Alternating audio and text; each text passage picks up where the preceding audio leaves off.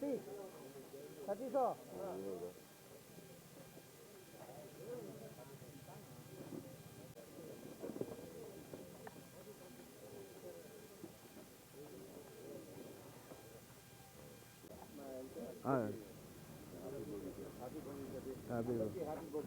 Gold sir.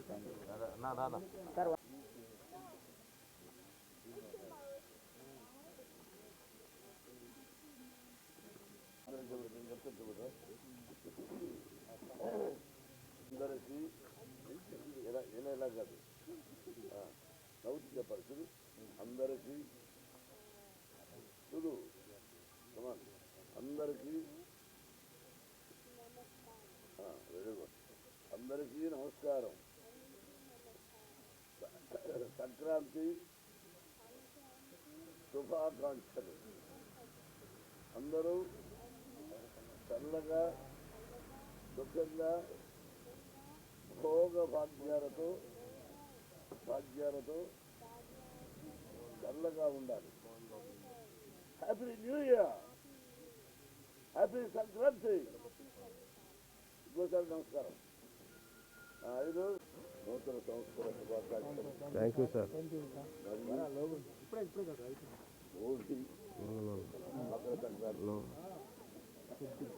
అందరూ సంతోషంతో సౌభాగ్యంగా జీవితాన్ని కోరుకుంటున్నాను.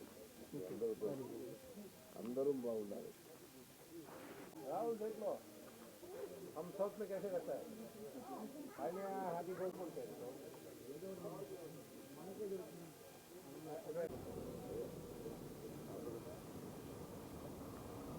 ब्रो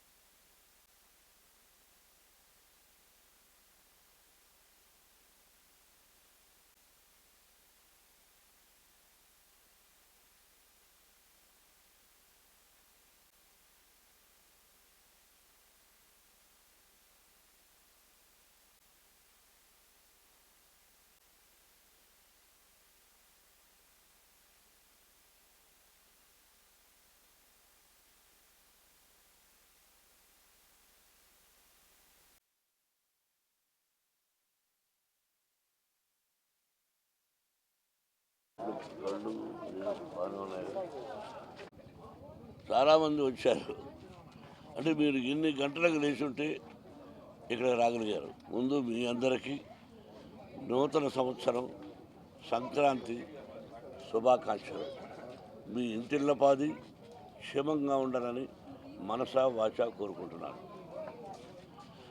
భోగి అంటే ఏమిటి, సంక్రాంతి అంటే ఏంటి, పశువుల పండుగ అంటే ఏంటి, కనుమ పండుగ అంటే ఏంటి, ప్రతిదీ ఎక్కువ శాతం తెలియకపోవచ్చు.